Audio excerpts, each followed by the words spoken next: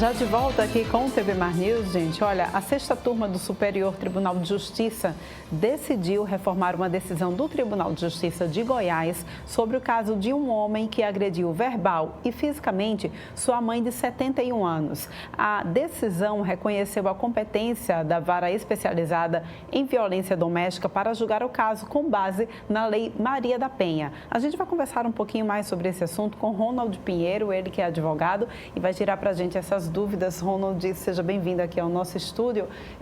Eu que já achava que já era comum fazer, então, esse enquadramento com a Lei Maria da Penha, mas ainda não é. Bom dia. Bom dia a todos da TV Mar, bom dia para você. Inicialmente, a Lei Maria da Penha, ela verdadeiramente tem um condão muito direto e objetivo, que é realmente proteger as mulheres em situação de violência doméstica familiar.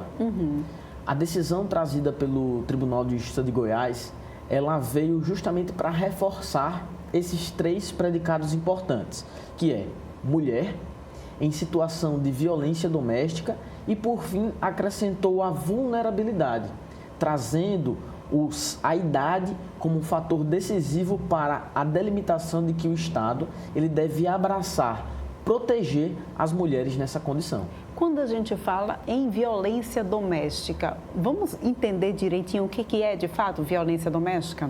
Quando hoje nós falamos em violência doméstica, intuitivamente nós presumiríamos que fosse aquela violência que acontecesse dentro do nosso lar, dentro do nosso domicílio.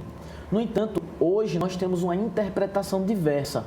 Até mesmo o Superior Tribunal de Justiça trouxe que o conceito de violência doméstica não deve se delimitar pela chamada coabitação, de acordo com a súmula 600 do STJ. Ou seja, se entendia antes que violência doméstica só poderia ser causada dentro de casa por alguém que convivesse junto com a vítima, é isso? Exatamente. Essa interpretação, ela, na verdade, ela é ampliada. O que nós temos sobre o conceito de violência doméstica? A violência doméstica familiar, no contexto da Lei Maria da Penha, é toda aquela violência que acontece dirigida a uma mulher que possui uma relação íntima de afeto. Isto é, pode ser que aconteça entre marido e mulher, mas também entre irmão e irmã, mas também entre namorado e namorada, entre pai e filha.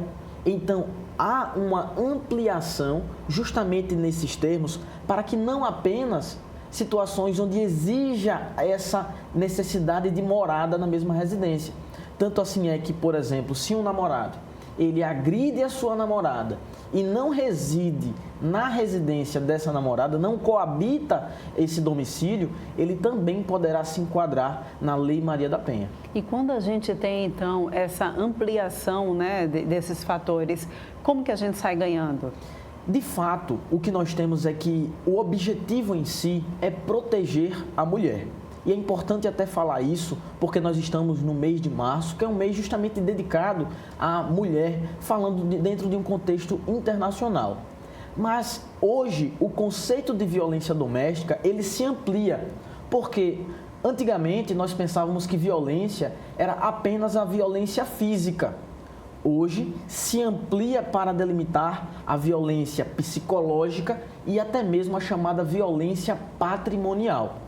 A violência psicológica é aquela onde a vítima ela não é agredida fisicamente, mas dentro de uma relação, dentro de um relacionamento abusivo, um relacionamento tóxico, aquela vítima ela se sente inferiorizada em um contexto familiar, mas também em um contexto afetivo. Já a violência patrimonial é aquela onde exige uma delimitação voltada à questão de pagamento de contas. Se você não fizer isso, eu vou necessariamente cortar um determinado pagamento. Ou seja, se mostra de várias outras formas para que a mulher se sinta dependente daquele homem, daquele namorado, daquele marido, dentro dessa relação íntima de afeto.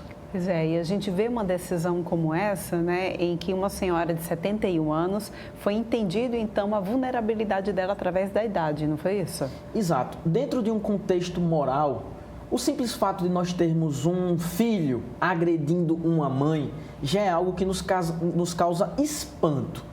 Dentro de um contexto religioso, é algo impensável. Só que, infelizmente, às vezes, a religião, a moral, a ética não são simplesmente instrumentos capazes de limitar as pessoas a fazerem condutas reprováveis. É para isso que surge o direito. O direito ele surge para que as pessoas elas sejam responsabilizadas dentro de uma tríade da prevenção, da retribuição e também dentro de um contexto socializador, para que se eduque as pessoas a que não façam dentro desse contexto a violência contra uma mulher e principalmente uma idosa. O Tribunal de Justiça de Goiás ele trouxe uma decisão onde uma mãe estava sendo agredida pelo próprio filho e, para além disso, uma idosa de mais de 70 anos. Ou seja, a Lei Maria da Penha ela não é pura e simplesmente um instrumento sancionatório, é um instrumento protetor, é um instrumento que vai buscar proteger a mulher, afastar o agressor, dizer que as instituições, judiciário, Ministério Público, Polícia Civil, estão abraçando a mulher para que ela se encoraje e se empodere no sentido de dizer, eu vou denunciar e irei responsabilizá-lo. Agora me diz, vamos tirar uma dúvida para mim, para quem nos assiste também, né? Quando a gente enquadra uma pessoa na Lei Maria da Penha, qual é a diferença dela ser enquadrada na Lei Maria da Penha ou ser enquadrada simplesmente pelo o crime de violência contra uma outra pessoa? De fato, a Lei Maria da Penha, ela surgiu lá no ano de 2006, após o Brasil ter sido condenado internacionalmente em razão de não ter tomado as providências para uma senhora por nome de Maria da Penha, que sofreu tortura, tentativas de homicídio e aí, em razão dessa omissão do Estado brasileiro, nós fomos obrigados a criar essa lei. Essa lei, ela não tem um caráter de pena, pura e simplesmente. Ela tem um caráter de proteção. Uma forma de que as instituições, elas criem mecanismos para que a vítima, dentro de um contexto de violência doméstica, não seja revitimizada. Tanto assim é que hoje nós temos juizados voltados exclusivamente para a violência doméstica. Dentro das delegacias hoje, nós temos ambientes para acolhimento, como é o caso da Sala Lilás. Nós temos hoje equipe multidisciplinar que irá buscar reintegrar e mostrar que sim, existem outras alternativas para uma mulher que for vítima de violência doméstica. Então, o recado da Lei Maria da Penha é estabelecer uma relação de proteção e, acima de tudo, uma relação institucional de que aquela mulher será acolhida. Diferentemente, é o Código Penal. O Código Penal, ele estabelece uma conduta que seja criminalizada. Por exemplo, se o indivíduo ele agride uma mulher, ele dá, por exemplo, um tapa, um soco, uma agressão física em uma mulher, ele, além de poder ser enquadrado na Lei Maria da Penha, que proporcionará a medida protetiva de urgência, ele irá ter contra si um processo criminal de lesão corporal dentro do contexto de violência doméstica, conforme o artigo 129, parágrafo 9º, que traz a questão da lesão corporal. Portanto, irão tramitar dois procedimentos concomitantes. O procedimento de proteção, de afastamento, onde terá aí, por exemplo, a presença da Patrulha Maria da Penha. A Patrulha Maria da Penha, ela é a polícia militar ostensiva que irá proteger a mulher em situação de vulnerabilidade, tendo um contato próximo, semanal, com aquela vítima, para que saiba-se que ela está confortável e tranquila e distante de situações que levem a um novo crime. Por outro lado, nós temos o procedimento criminal, que é a persecução criminal. Essa persecução criminal, ela tem o condão de responsabilizar. Se o indivíduo fez um mal, se ele cometeu uma violência, se ele cometeu uma ameaça, ele terá a retribuição desse mal junto à Justiça Criminal, que também, quem tem competência para esses casos, é o Juizado de Violência Doméstica. Só para a gente encerrar, a gente precisa mencionar esse caso, né, que vem ganhando cada vez mais repercussão. A gente viu aí essa mulher que no Dia Internacional da Mulher foi morta à pedrada pelo seu ex-companheiro por não aceitar o fim do relacionamento, e ele se entregou ontem, na tarde de ontem, à polícia, né? Mas sabe-se que já havia anteriormente um processo contra ele, que ele já havia sido preso por também ameaçar uma outra companheira, mas acabou sendo solto e cometeu o crime com a Marcele Bulhões, né? Por que ainda é tão difícil a gente ter o controle desses agressores, né? Porque eles agridem, eles são presos, eles são soltos e voltam a conviver em sociedade e a fazer outras vítimas.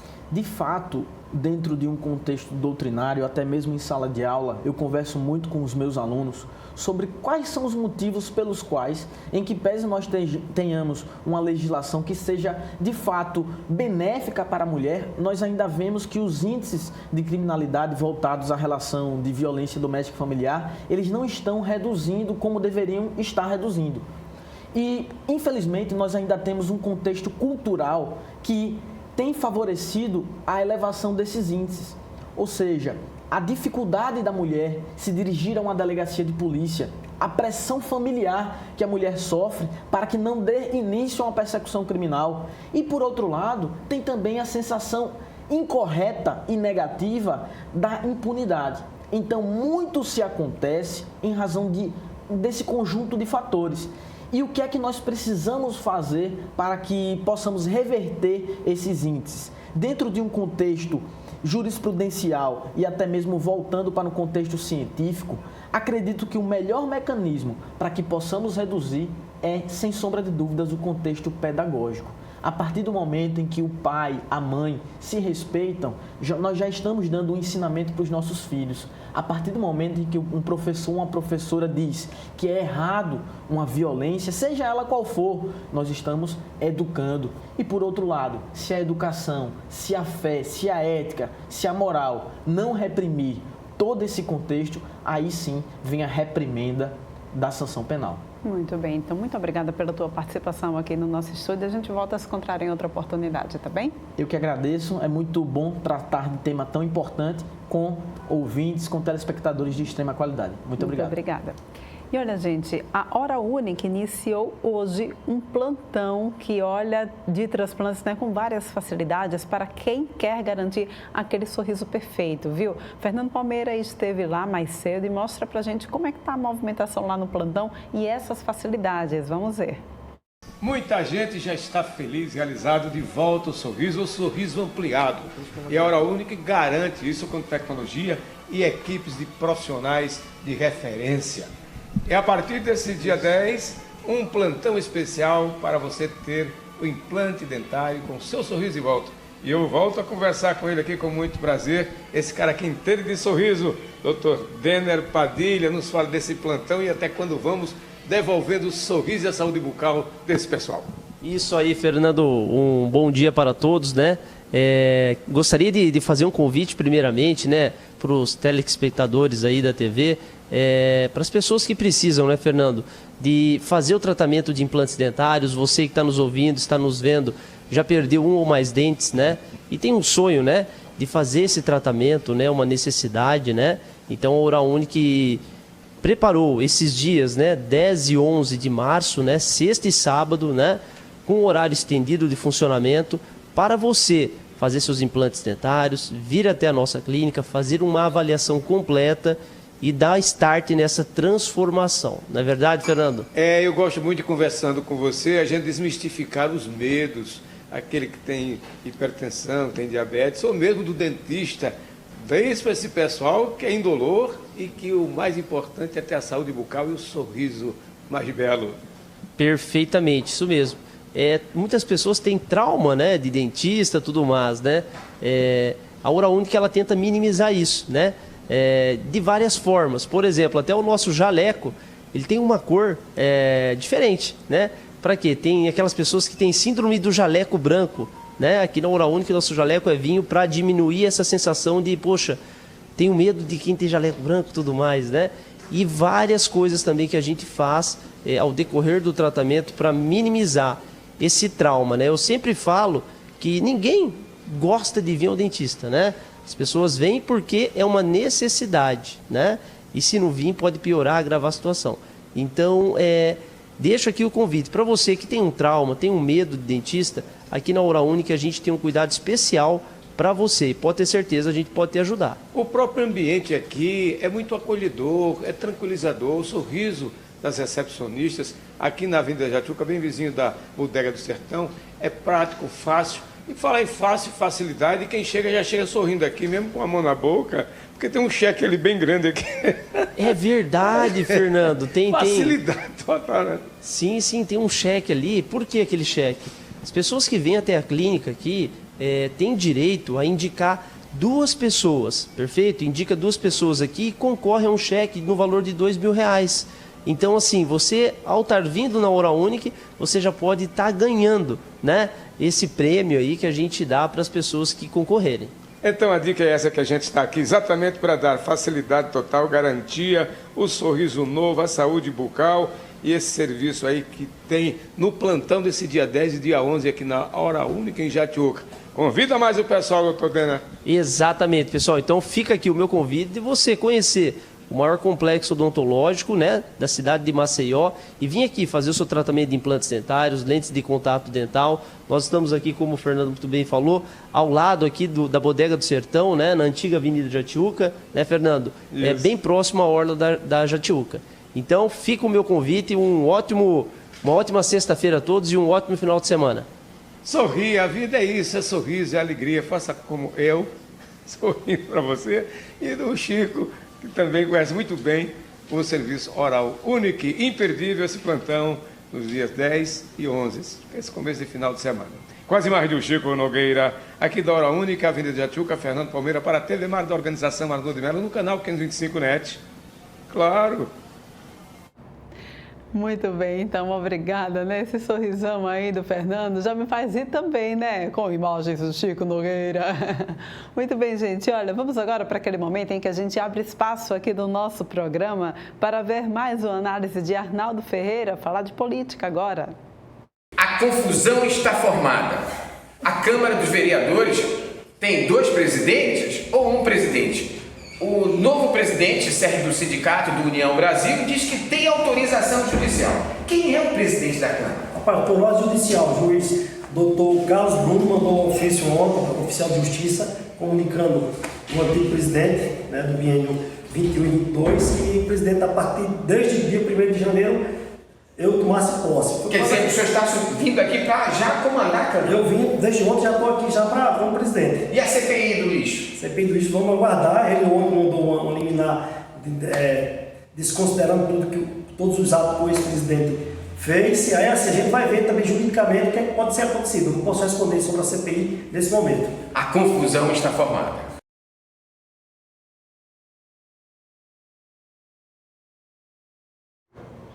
Zé, gente, vamos então agora para um rápido intervalo e a gente volta daqui a pouquinho trazendo mais informações. Já, já.